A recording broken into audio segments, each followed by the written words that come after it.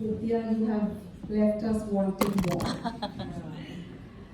But onwards to our panel.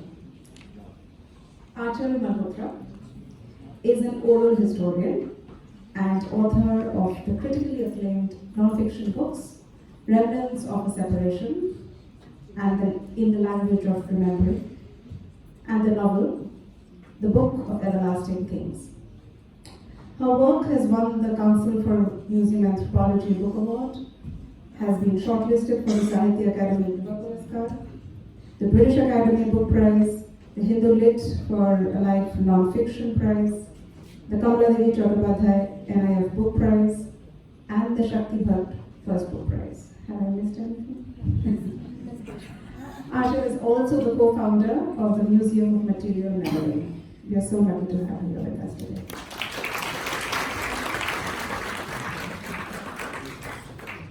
Anirudh Kanisetti is a public historian who specializes in ancient and early medieval India. He is the author of Lords of the Deccan, southern India from the Chalukyas to the Cholas. Anirudh's work straddles history, geopolitics, and popular culture. He hosts two podcasts, Echoes of India and Yudh, the Indian Military History podcast.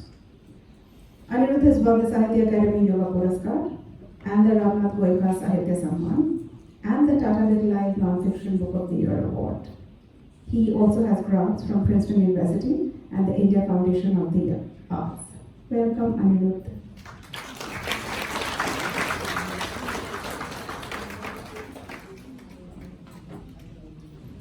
Ira Mukherjee is the author of wonderful books like Daughters of the Sun and Akbar the Great Mughal.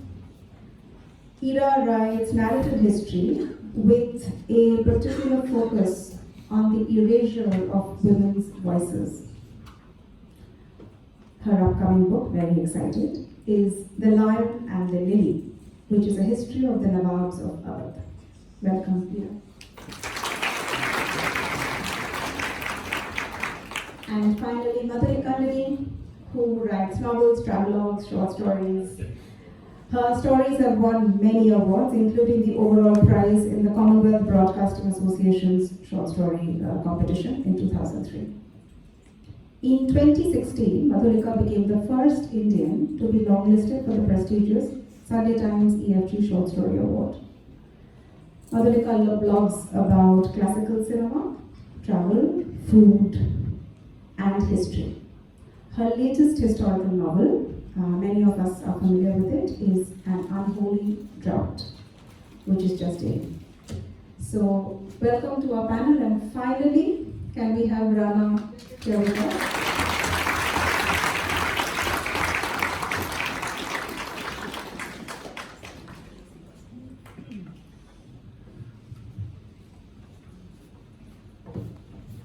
Thank you, and welcome to A Firestorm in Paradise.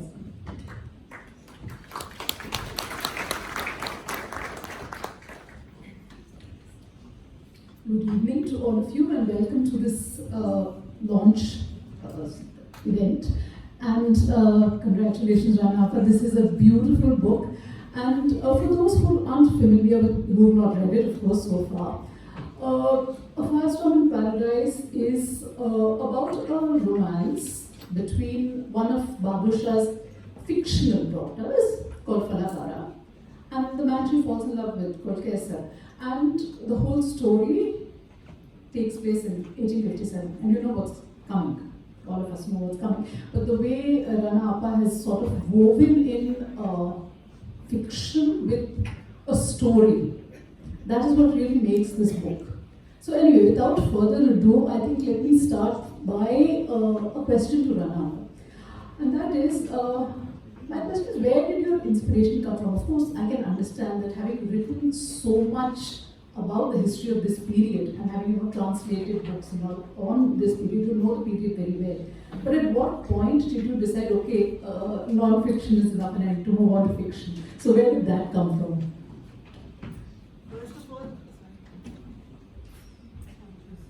First of all, thank you to everybody who's come, all my friends who come here to encourage me. and I'm particularly lucky because my aunt is also here today. और बुजुर्गों की दुआ जो होती है हमेशा बच्चों के लिए बहुत कारगर होती है. And I'm very grateful to this panel. I don't think I could have asked for a better panel for a launch. And to Vidya, because Vidya has set the tone. और विद्या से मैंने फरमाइश की थी इस गाने की क्योंकि the protagonist of the book is a woman. And जिसको कहते हैं एक सूत्रधार है. She is a bangle seller called हरियाली जो पूरे शहर में हज़रत अमीर खुसरो के गाने गाती रहती है. So that's why I'm very lucky that Vidya came and she's wowed the whole audience. So thank you so much. To come back to Madhulika's question, since 2012 or so, I've been studying Shah Jahanabad and Delhi. And while writing my books on Delhi, the Delhi trilogy, and then the book I wrote, translating some books, as well as writing the In Search of the Divine, I came across many novellas as well as accounts written in Urdu of that period. And I felt that I can't translate everything, but I would like to use that to set a tone or to write a book that describes the Shah Jahanabad, or as Old Delhi was called, of that period, of the bonhomie, of the harmony, and also a sense of impending doom. So throughout this book, I've tried to use all the characters, and I used the fictional character of Falakara to take the story forward. And उसकी क्या hopes है, उसकी क्या ख्वाहिशें हैं, as well as इसमें it's not only a book that's set in the palace. Shahjahanabad के कूचे गलियों में भी है, जैसे धोबी है. धोबी का कहना है ना कि चाहे खून हो चाहे गुलाल, हमारा काम तो सिर्फ धोना है, हमें तो कोई फर्क नहीं पड़ता कि क्या हो रहा है. I've used that, then I've used Haryali, then I've used a few other characters called Nasiban and Mubarak. I paid a lot of attention to taking names only that were used in that period. For that I spent a lot of time on एक site है called Royal Ark. उसमें बहुत सारे रजवाड़ों के genealogies दिए हुए हैं. So I would go there and read up names to create names for my characters. और इस तरह से I hope all of you like it because ये जो है तो कहानी fiction, लेकिन it is all set in historical events. इसमें कोई event जो है वो unhistorical नहीं है. It's all from एक मेरी किताब थी City of My Heart. It's a translation of 4 Urdu accounts. उसमें से मैंने बहुत कुछ लिया हुआ है. So it's all, whatever I have written in this is based in some historical fact. Oh, wonderful. So if that hasn't inspired you already to get down to reading it fast, that should. So you've written so much non-fiction. Now coming to fiction, how is the thought process different? How is the process different? Because I'm sure that there must be things which, like for instance, me as a fiction writer, there are things which come naturally to me, like how to build characters and do character arcs and how to build interest, for instance. So how different was it for you from writing non-fiction to making this change into writing fiction? And this is a question once Rana has finished, I would also like to ask Meera and Anchal to also contribute on this because both of them have written non-fiction and then written fiction as well. So I'd like to know how. When I was writing non-fiction is very easy because you know exactly what's happening and where you are. उसमें एक boundary set होती है. Writing fiction, I became very protective about the heroine Falakara. So my younger sister Farah had given it. She was the first reader of the draft. When she read it, she said, "Ranji, there's no romance in it." So I said, "What kind of romance?" She said, "The heroine should meet the hero." I said, "वो तो इतने कैद में है, किले के अंदर वो कैसे जाएगी बाहर?" तो she said, "आप रास्ता ढूंढिए, आप लिख रही हैं." And I kept telling her, but she get into trouble. So I became so possessive about that character because I lived with it for 3-4 years, and I started writing it actually during COVID. जबकि research नहीं कर सकते थे, तो I thought this is the best way to write something which can be written without research.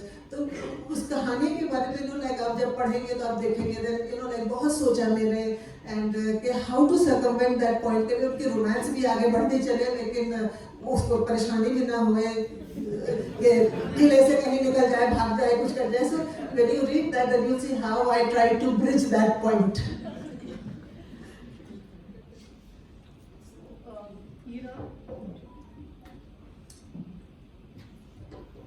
yes, so even the Song of Draupadi, which is my fiction, was my last published book. It was actually the book I wrote first. It was lying in a drawer for 10 years before it got published.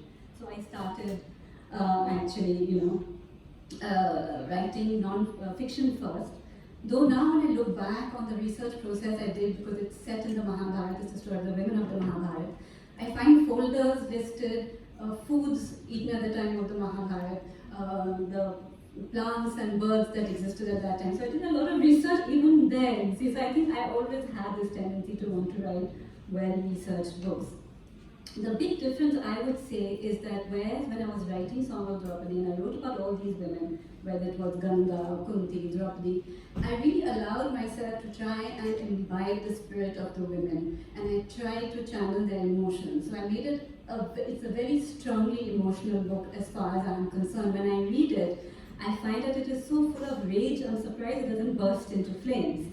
Whereas when I've written all my following non-fiction books, I would never dare to do that, because there has to be this passion when you're dealing with actual historical characters. So for me, it's passion versus dispassionate.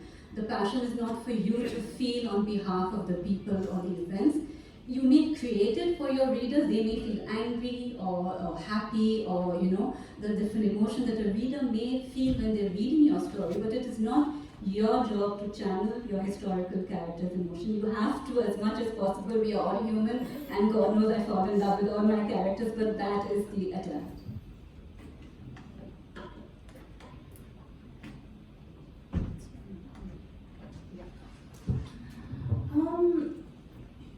Well, I have to agree with Rana. Writing fiction is incredibly difficult.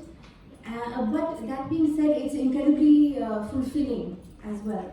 Unlike all the other writers on this panel, I write oral history, which is non-fiction written after interviewing real people. So when you're writing that kind of non-fiction about a particular historical event, in my case I write on partition, you are very, very clear that these are testimonies that have likely never been heard before. लोग आपको बता रहे हैं चीज़ें क्योंकि आप उनको पूछ रहे हैं, but ये आम बात नहीं है करने की. तो the delicacy of those testimonies is very evident to you.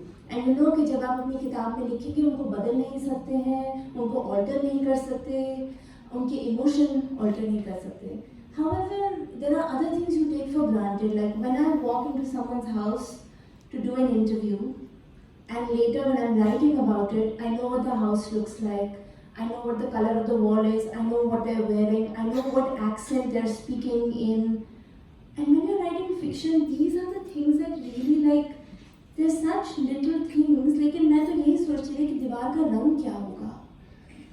और the thing that I didn't expect is that fictional characters are unpredictable, and they write their own stories, and they demand more space. आप किसी को लिख रहे हैं और you're making them a secondary character, जो मेरे साथ हुआ, और फिर all of a sudden the character wants more agency, they want more voice, and I think it was the unpredictability and the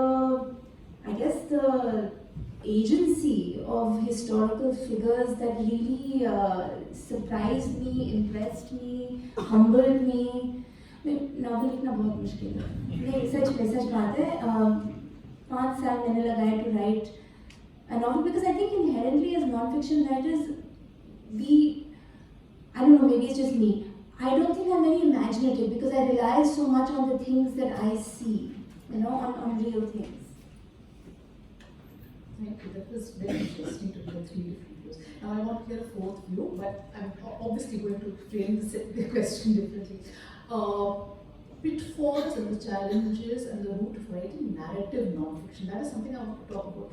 Because narrative non-fiction, as opposed to the academic sort of stuff, is something which I think India is moving towards quite appreciably fast. So I'm glad about that. I don't know how other people might think, but that is something which I appreciate.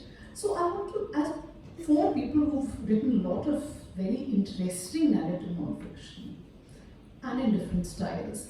What are the what do you have to say about it? What is the need for it? What are the challenges? What are the pitfalls? What is your way of going about it? So you can start in any way. Maybe we can start with you, Anand. Thank you, Madhurika. I hope you can all hear me. First of all, let me thank Ranaji for inviting me to be a part of this panel and congratulate you once again on your magnificent book. I found this question very interesting, Madhurika, because I kind of feel that in an indirect way, in talking about fiction, we've answered this question. Because I think to tell interesting narrative non-fiction, you need character. You need people to have a feel for the folks they're reading about. But at the same time, you can't project onto these people of the past the way that you feel about the present. And I find that to be a very interesting but very satisfying line to walk, because how do I make you feel for a 7th century Deccan king who wants to do something that none of us will hopefully ever do, which is to conquer his rival's kingdom? How do I make you feel for his victories? How do I make you feel bad for his defeats and make you identify with the grey morality of what he's doing? And the answer to that is to make you imagine, for example, what his childhood was like. Speculate as to the kind of relationships he may have had with his parents, but ground it in hard historical fact. Use the culture of the time to give you a sense of these people who share the kind of emotional worlds that we live in, but also experience it in such a completely different way.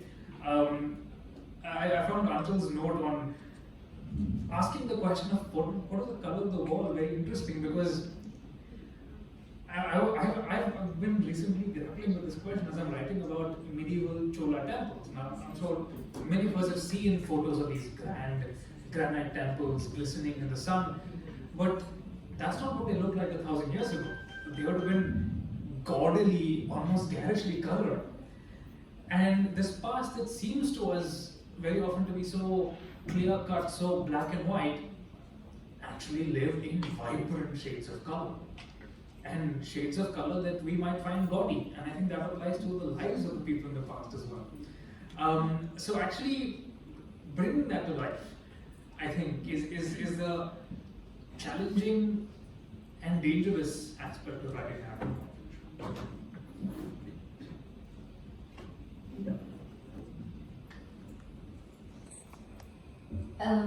So I agree with a lot of what Anirudh says. But to add to that, I think the question is sort of it's phrased in, the answer rather is phrased in the question is narrative history. It's who controls the narrative. Now, history is really the telling of stories. Whichever way we may be arguing it today, it really is the story of human lives and what has happened in the past. And it really has always been about who controls the narrative. And it's usually always the victor. It's the people in power today or who have been in power traditionally. And it's the powers that be, usually the patriarchy, let's be frank about it.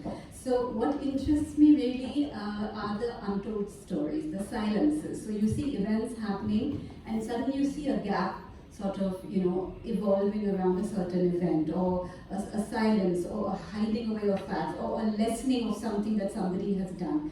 And that's usually the stories of the women. So that is something that really intrinsically interests me in whichever period I've looked at, even whether it was Akbar. I wanted to know, why did Akbar become the man he was? What is this syncretic tradition? What are all these Hindu rituals that he started adopting? And it became very clear to me it was because of one of his first Hindu wives, because she was allowed to bring her traditions with her. And so I find that every time I've done that, looked closely at the story of, say, perhaps men, they are often women, and not often they are always women involved, and they deserve far greater agency that they have been given before. For example, in the book that's coming out very soon, The Lion and the Lily, which is about the Nawabs of Awadh. So there's this period in the history of the Nawabs in 1775 when Shuja-ud-Dawla dies and his son Asif takes over.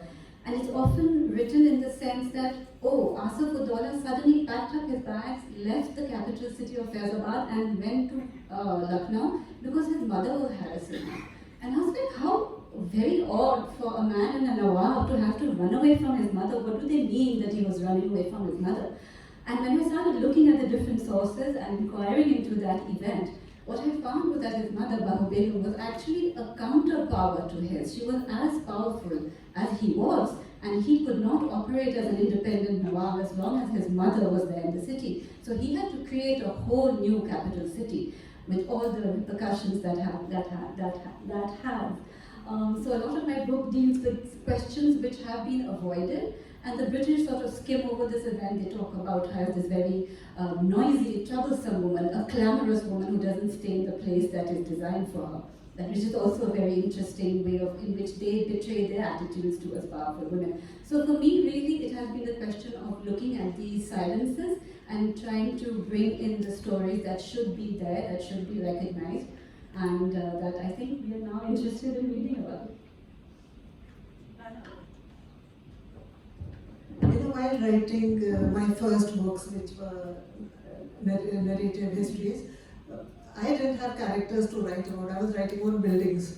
So that was in itself a very big challenge. So the way I saw it was that this is something that I believed, right? I think when I first went to Fatehpur Sikri as a 16-year-old, I felt that there are so many stories that these stones are trying to tell, and that was led to the series named Where Stones Speak. So for me, it was very important not to just talk about the architecture of a particular building, but to talk of the events that happened there. या जैसे कहिए कि ये जो इमारतें हैं, ये बहुत चीजें इन्होंने देखी हैं, so they are witnesses to that. So to talk about that, talk about things that happened there and things that people have forgotten, like say Qutub Minar, Sultan Razia was crowned there inside that complex. So for me, it was looking at these things that became more important, and then just a book. And very often I found, this is Vidya ne kaha ki is kitab mein poetry bahut hai. I was reading a lot of Urdu books, as I told you. So for me, very often I found that one verse was much, said much more than a whole page of prose code. So I used verses to describe particular monuments and particular emotions and feelings. So for me, that was the challenge. कि लोग तो है नहीं, पत्थरों के बारे में लिखना है. तो पत्थरों को फिर कैसे बुलवाएं?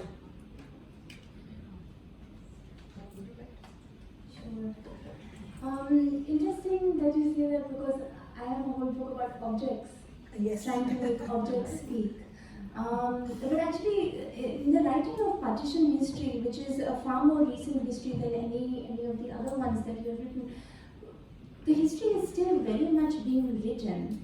And what has happened so far is that we somehow evaded writing a human history of partition. We have a political history. We know so much about the politics and politicians of the time, and very little actually about the human history of the period. And what we do know has been bifurcated into very convenient us versus them narratives. So what I have been thinking about for as long as I've been writing this history is, it matters who tells the story, as Ira said. It matters who is searching for the story, but it also matters what the story is, because the story is not just white and black. That's far too convenient. With writing people's histories, there is a danger in telling a single story about a certain period of time. Everyone can't be a victim. Everyone can't have left so much land in Pakistan. जैसे हम सब कहते हैं कि इतने कोस land रह गए, ऐसा नहीं हो सकता है. So the broadening of narrative is as important as the creation of that narrative. There are, yes, of course, stories of violence, and वो कहानियाँ तो कभी हमारा पीछा नहीं छोड़ेंगी. But there are also stories of love and friendship and hope and complexity and unity and separation, reunion, and they kind of exist along with each other. And sometimes in the telling of these stories, people contradict themselves. Human memory is not chronological. Human memory is complicated, and when we remember things, we remember them like kind of perforated. कुछ याद आता है, फिर 2 minute के बाद कुछ और याद आता है. So we are building our memories as we go along. So I feel when writing narrative history about real people, the one question that I get a lot is, well, how do you know they're telling the truth? What is, no, it's oral history has, like every medium has its own drawbacks. Oral history also has its drawbacks. And I think the attitude towards oral history is changing a lot. A lot more people are embracing it. It is a really important source of certain historical times. But I think this idea that if a person is speaking about something, then that's just memory, that's not truth, needs to be reconsidered, because when we go into a historical archive, we are also looking at just one version of the truth. It is also not a capital T truth. So when you're speaking to your grandmother or your auntie or uncle, chacha, whatever, they're also telling you another version of that truth. So I think it matters who is creating the narrative and who is listening to it as well. Thank you so much. Thank you so much, all of you, because that's like good food for thought. It makes me a little worried about, I'm glad I'm not writing non-fiction. Fiction is easier to write. So anyway, on that note, I would like to take a little break from us talking, and I want Rana Appa to read an excerpt, if you will, please. So I have a couple of things that I thought. One is, of course, one is to explain the title of the book, Firestorm in Paradise. Why Paradise? Because one of the major characters in the book is the Red Fort, and on the walls of the Diwan-e Khas in Red Fort is inscribed the verse Agar Firdaus Barruye Zami Ast, Hami Asto, Hami Asto, Hami Ast. If there is a paradise on earth, it is here, it is here, it is here. And throughout the book, that sense also comes how that paradise actually gets, how do I say, the denigration of that, degeneration of that paradise. पहले चांदी की छतें थी, फिर वो सोने की थी, चांदी की थी, फिर लकड़ी की हो गई. So I'm trying to keep that theme also in the book to show कि किस तरह से चीजें हुई. And the other thing is, since it's a love story, it's set in 1857 in Delhi, so I think most people already know the end. So I'd like to read the prologue from this. Sheher Pana, Shah Jahanabad, Delhi. City of kings, the domain of splendor and beauty. This was where poetry and music, silk and spices, rare jewels and fine horses all could be sampled and savored. For centuries, it had shone as the crown jewel of a magnificent empire, but now its days of bounty seemed numbered. Falakara stared into the cloudless sky, hoping for rain and relief. It pained her that the city she and her ancestors had called home now stood on the brink of peril, if not already engulfed in its fiery jaws. Violence stalked the avenues of the city, cries of anguish echoed in the air. The agitated glances of those around her carried the ever-present fear that carnage on the streets could just as easily find its way into the sanctity of their home. Survival, therefore, would depend on abandoning this city to its fate. When men behave like beasts, all one can do is run and hide. But when there are no hiding places left, what then? Falak knew that leaving her beloved Delhi had become imperative, and this broke her heart. Even though the rules of the palace had forbidden her from wandering the city streets, she had always felt it at one with the Delhi, seeking strength in its timeless glory, its ancient history, its syncretic culture. It was also the city in which she had found love, a love she was in danger of losing. It seemed if she lingered here much longer. It would be impossible to imagine that after seeing and enduring so much, Sheher Pana would be destined to witness its own doom. Falak could not bear it. How, she wondered, could a glorious capital such as this descend into utter madness?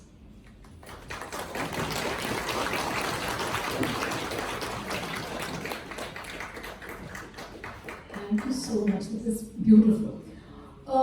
In fact, you give me the inspiration for my next question. You talked about syncretic culture in that.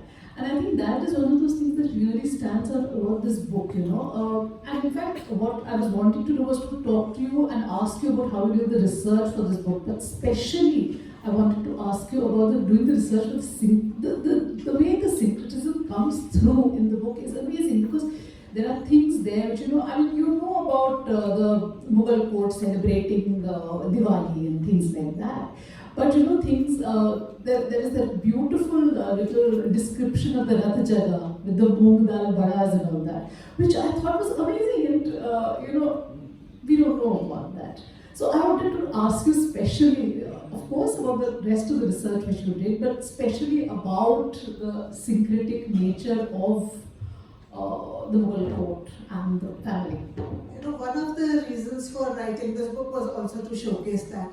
Because while I was translating Dilli Ka Aakhri Deedar, there is a lady in that called Agai Begum. It's again accounts written by people who had survived that era. And in that Agai Begum is talking about Phul Walon Ki Sair, and she says हम लोग सब बहुत प्यार से रहते थे, पता नहीं लोगों को क्या हो गया, हर बात पे लट्ठम लट्ठा चलती है. And and she's talking of, you know, like Bharat Milap, Diwali कैसे हो रही है, Holi कैसे celebrate हो रही है. So these things, you know, like it made me want to write a book which could capture all that. And as far as the Rath Jaga is concerned, again, you know, like हम लोग भूल जाते हैं कि as Ira just mentioned, that the Mughals had Rajput wives and they brought with them their own culture because they never had to forsake their religion or their culture. उनके साथ उनकी serving maids भी आती थी, पूरा जहेज आता था, पूरा एक शहर आ जाता था साथ में.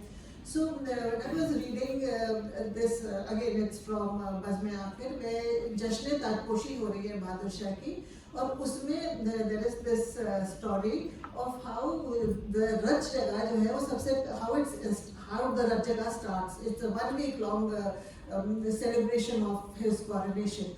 And it starts with the Basha coming into the harem, and वहाँ पे पहले से मूंग की दाल जो है वो भिगाई हुई होती है and पिसी हुई होती है. पहले आके मलका जो है वो दाल भिगाती हैं, फिर जो खादमें थी वो खादमा दाल पीसती हैं, फिर बादशाह जब आएंगे उनकी सवारी आके रखी जाएगी. I'm saying it in Urdu because a lot of this book I thought of it in Urdu and wrote it in English.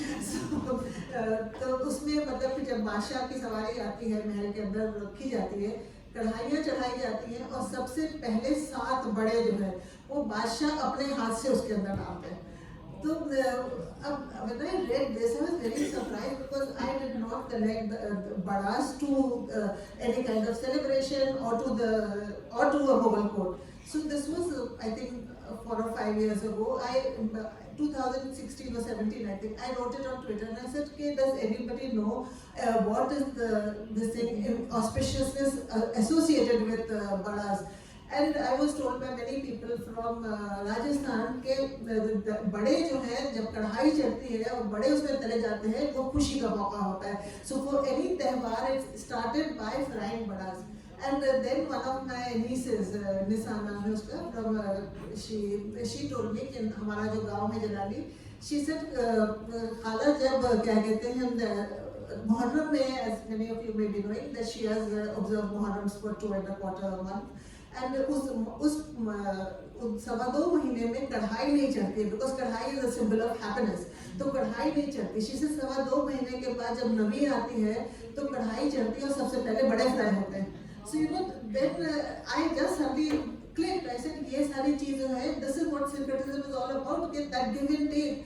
कि किस तरह से these people who are living in India are absorbing and assimilating Indian customs in this thing. और फिर फूल वालों की सैर तो है कि बादशाह जो है बहादुर शाह जफर का किस्सा है 1846 का कि जब फूल वालों की सैर होती थी, आज भी होती है, तो उसमें बादशाह जो थे वो पहले जब सबसे पहला साल जब शुरू हुआ है तो दरगाह में जाके उन्होंने कुतुब साहब की दरगाह में चादर चढ़ाई. एंड देन ही सेड कि जब ये हुआ कि इसको हर साल करो, ही सेड अगर हर साल करेंगे तो पहले जोगमाया जी के मंदिर पे जाके हम लोग छतर चढ़ाएंगे. Jogmaya ji is the sister of Krishna, जिसको सब्स्टिट्यूट किया गया था जेल में. शी वाज थ्रोन बाय कंसोगाट and they say she landed in Mehrauli. तो उनकी वहाँ पे पीठ है, शक्ति पीठ है उनकी वहाँ पे. सो 1846 का एक जिक्र है of recorded by Farhatullah bag इन दिल्ली की आखिरी शमाय थी. उसमें वो कहते हैं कि 18 that the बादशाह for some reason was not well. So जब वो पूरी फेरी आई, और वो पूरी फेरी का I described this in the book, it's beautiful कि किस तरह से वो जो यहाँ पे बैठे हुए हैं बुजुर्ग लोगों को सब, जब पुराने जमाने को उन्हें मालूम हुआ कि आगे वो तवाइफें नाचती थी उस पे तख्तों पे, उसके पीछे वो चलते थे जो बांके होते थे और कुक्कड़ वाले धूप के पीते थे, ये सब पूरा चल रहा है तमाशा। और फिर वो आते हैं मेहरौनी में जफर महल अगर किसी ने देखा तो उसमें झरोके हैं, झरोके के नीचे आके बादशाह जो थे वो आके देखते थे और फिर बादशाह उसके बाद जाते थे साथ में। In 1846 पहला दिन का हो गया, मंदिर का छत्तर हो गया। Second day they came to again call the Basha for taking the chadar to the dargah. And the Basha came, he said, कल मैं मंदिर नहीं जा पाया था, मेरी तबीयत नहीं ठीक थी, आज मैं अगर दरगाह गया तो मेरे जो वो हैं रियाया है वो सोचेंगे कि मंदिर तो नहीं गए, दरगाह चले गए। He said मैं दोनों जगह नहीं जाऊँगा। So these are things that set me off thinking that this is what the culture was.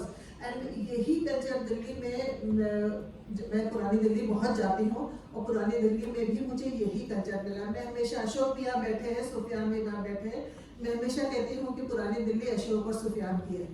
सो इन्होंने मुझे घुमाई है। So for me that syncretism is still there.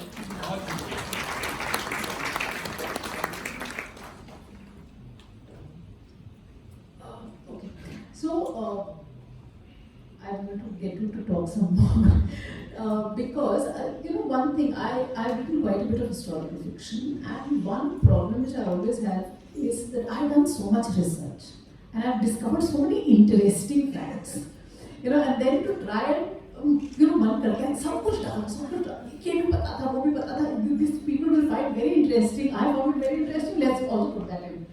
So then where to stop? Because in fiction, I got used to it because I've had editors from my very first book tell me, please cut down. Not everybody wants to know all the facts. Not everybody needs to know all the facts.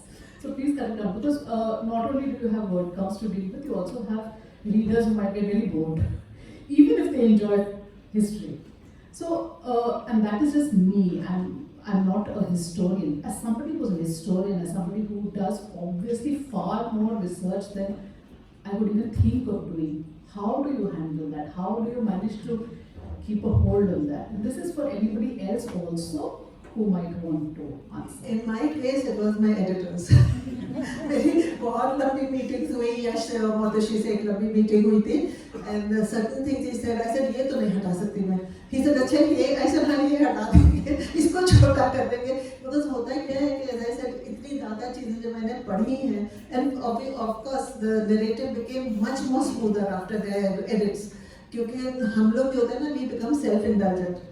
हर चीज जानते हैं, वो हर जगह वो क्या कपड़े पहनी है, हर जगह कपड़े डिस्क्राइब करने की जरूरत नहीं होती, लेकिन मैंने करी थी, सर से लेके पैर तक के कौन सा जेवर है, किस रंग के कपड़े हैं, जब लड़ाई हो रही है तो क्या कर रहे हैं, जब खाना खा रहे हैं तो क्या क्या मेज पे सब हुआ है. So this book has everything, food, culture, जेवर, so somewhere I had to stop कि एक दफे डिस्क्राइब कर दिया. Because you become so self-indulgent, you want to just write everything that you know and not realizing that the book will become boring for those who are reading it. Because ultimately, तो हम readers के लिए लिख रहे हैं. So every writer needs a good editor.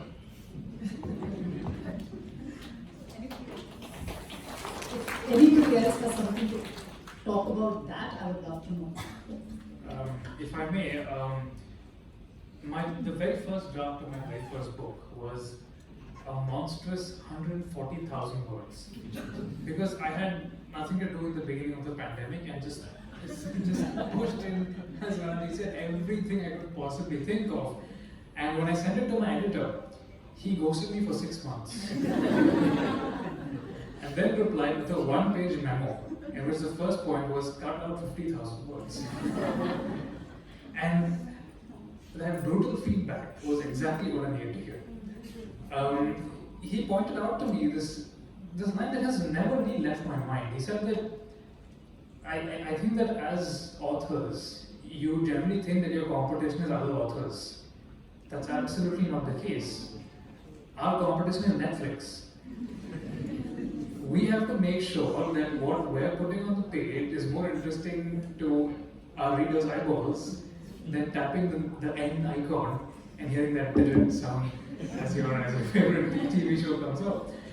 And I think that is served as a very powerful guide to my writing, because as much as I want to go off into all these tangents, I now have to figure out a way to make the tangent actually part of the narrative. So if I want to go on about what did the king eat, for example, I need to figure out, okay, maybe I can have the king meet a rival of his that's going to be important to the narrative later on, and then I can say, perhaps this is what they would have eaten. Right? So yeah, this my way of answering this question. I completely agree that, thank you editors, all of you who are sitting here in the audience, thank you for the work you do. I learned with my first book very quickly that if anyone was going to delete anything, it was going to be me. Right, like you, they were like, you have to cut this out, and I said, I will cut out everything. So when it came time to writing fiction, which was my third book, I remember I had at that point 5 sections of the book. One section was on World War I, which had like 14 chapters. By the end, those chapters were cut down to 3. But I did that, right? So the one good thing you have to learn is you can't be married to your narrative.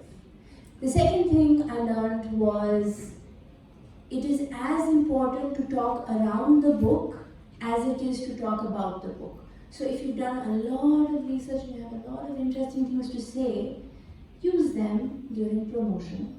Use them when you write pieces about your book. Use them when you're giving lectures. Use them in your next book. Save them for another book. Because it's very difficult to put everything in one book, and like the editor will be sick of you, of course, but then so will your reader. So these are just the few things that I learned.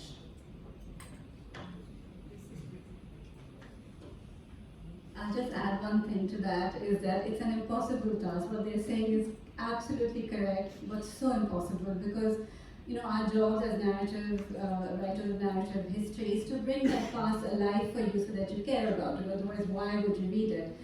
And to bring the past alive, you need to bring in visceral details. You need to bring in texture.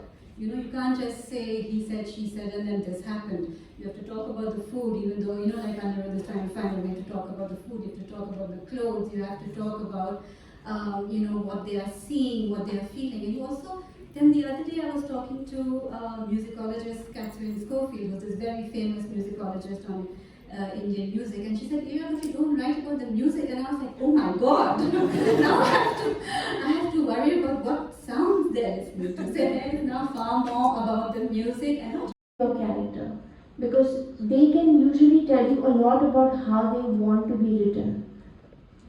But this is a very intuitive thing that even I didn't expect as a non-fiction writer. It's a very pleasant surprise that Firdaus wanted more of her story on the page.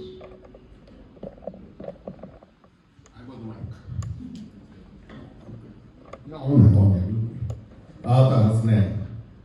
Firstly, what a wonderful panel. And secondly, I want to put you on a pedestal, Rana. Reminding, after hearing everything you have to say, reading what you have to write normally, I'm only reminded of one personality. I happen to be sitting next to his son, Muhammad Amin. Right, Dr. Muhammad Amin, my medieval India teacher at St. Stephen's in the years 69, 70 at that time.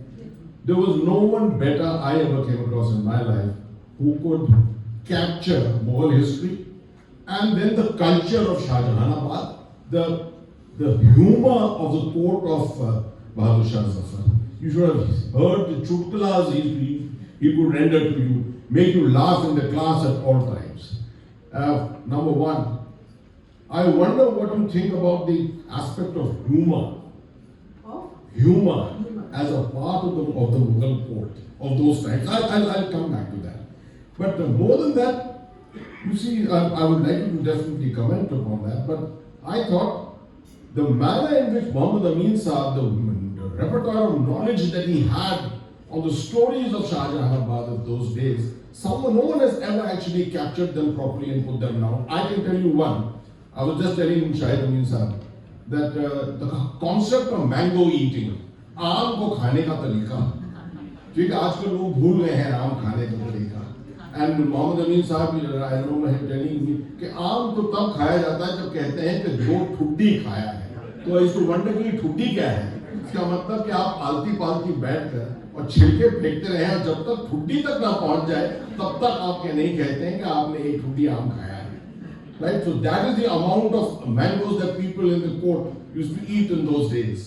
So I just thought this concept of humor is a fascinating study in itself. It really reflects the times. You captured it in one way by talking about the abuses, but humor by itself is something different. Perhaps. इसमें in the book there is this one passage where एक weekly महफिल हुआ करती थी शाहजहानाबाद में गली चाबुक सवार में, जहाँ पे लोग फितरा कशी करते थे, जबान दराजी. तो एक कहानी I read about that this particular thing happens. तो एक कहानी अम्मा हमको सुनाया करती थी. एंड बानो यहाँ बैठी हैं. बानो's parents and my parents were friends and my father and her father were batchmates. तो इतना पुराना हमारे यहाँ पे बहुत से रिश्ते हैं. शमीम इज हियर जो मेरे साथ कॉलेज में हम लोग बहुत साथ था हमारा, अब फिर साथ है. तो एनीवे सो दिस कहानी इसके फिक्रा कशी में एक महफिल में जाते हैं, एक साहब बाहर से आ जाते हैं दिल्ली के और उनकी शामत आती है. वो अपने नाम पे इतरा रहे, उनका नाम है शराफत. और वो जो है वो मतलब सोचते हैं कि सबसे वो अब दिल्ली के जो जबान दराज थे उनके सामने तो कुछ नहीं. तो वो जब कहते हैं कि बहुत उससे कहते हैं कि मेरा नाम शराफत है, तो जो हाँ वो थे जिनका घर था वो कहते हैं हाँ मैं तो तुम्हारी जब तो आपका नाम रखा गया था तो I was there at the time when your name was kept. And he says ये कैसे? ही सेड ऐसा हुआ कि मैं ऐसे पूरी लंबी कहानी कि हम गाँव गए और देखा कि एक जगह में शोर मच रहा है, एक बच्चा पैदा हुआ है. तो मैंने जाके कहा भाई बच्चा पैदा हुआ है लड़का, तो शोर काहे का? तो माँ ने कहा कि हम दोनों में लड़ाई हो रही है कि नाम क्या रखा जाए. तो आपका क्या नाम है? तो उन्होंने कहा हम लोग दोनों बहुत बदनसीब थे, मेरा नाम शर है, बीवी का नाम आफत है. तो उन्होंने कहा फिर क्या शराफत में भी जवाब. तो वो शराफत में बेचारे तुम दबा के चले जाते हैं कि वो आए थे जबान दराजी करने. So there is a lot of all that in the book also because I try to capture every aspect of Shahjahanabad.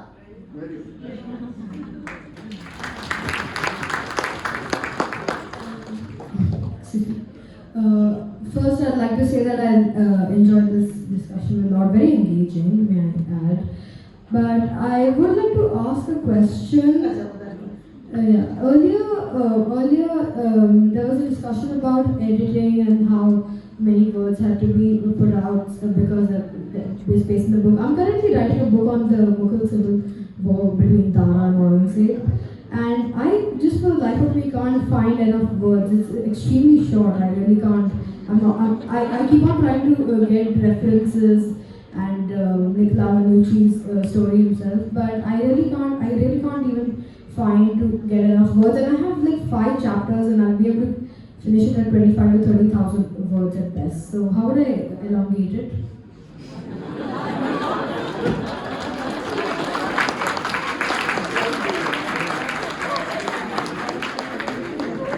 I wish you all the best. Just make sure when you're writing a story that, as everybody has been talking about, every aspect of whatever you're writing about, that era, that place, that person is captured. But I think it can be a Mughal novella also, which is 25,000 to 30,000 words is perfectly fine. If they're the right good words and you can back them up. Perfectly fine. Hello. My question to all the historians here.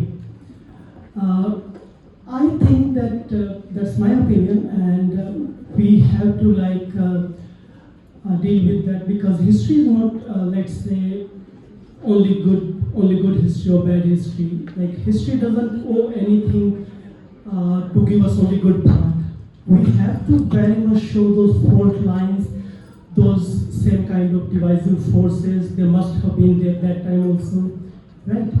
So, how a historian deals with that? Because I believe that as we live in present time, whatever time we belong to, we might feel this taking out some good stories from there and showing these people, say how good we were there. But there must have been all of those kind of bad evils, people who wanted to again divide the people on that. So how that story has to be told, where at the same time it doesn't sound, let's say, the history of good people only, because many times I find people when they talk now, they will say, oh, that's not the true history, because they all talk about pluralistic society, syncretic, and how good we were. But then again, it would not fit in that, because somewhere it's not that history is totally disconnected.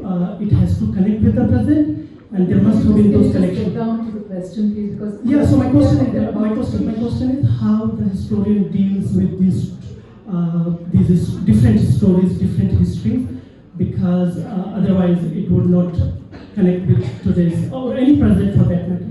Thank you. If I can take this question. Sorry. So that's a really important question that you just asked, and I'm going to give you one silly answer and one serious answer. The silly answer is that yes, those people, the divisive folks, were around. They were called the British. Serious answer is that I think that in assuming that the past always reflects the present exactly as it is now, we sometimes fall into this rather fatalistic idea that history never changes, or that ideas and people and movements can never shape the way that human history flows. And the fact is that I think the one thing that history does teach us again and again is that yes, terrible things happen, but good things also happen. It is not just an endless story of royal tyranny and horrible people and divisions and riots. Those things are there, absolutely. But there are also, and perhaps I think if the harder you search, the more you realize that most of history is about people being good. It's boring. Somebody waking up and saying, hey, you know what, I'm not going to kill my neighbor today. I'm not going to believe that their religion is evil and must be wiped off the face of the earth. That's what most people go through most of history. The fact is that it's not as interesting. It doesn't sell as well. It's not as politically profitable for us to bandy it about. And so, living in what I think we can all agree are divided and divisive times, I think it's a little cynical to assume the past was always like that. And to talk about the good stories is to somehow misrepresent history. If anything, I think that to say the past was always terrible and therefore we should be cynical about the present is the real distortion. I think that repeating that good things happened, that people were good and that we can be good again, if you change the way we approach things, is not just the more hopeful and optimistic way, but also really the more human and historically accurate way to talk about the past. So, hope that answers the question. I think that's it, and thank you so much for everybody who's come here, and you've been a very encouraging and very appreciative audience. Thank you so much. Thank you to the panel, to Penguin, and of course to the Habitat Center. Thank you so much. Thank you.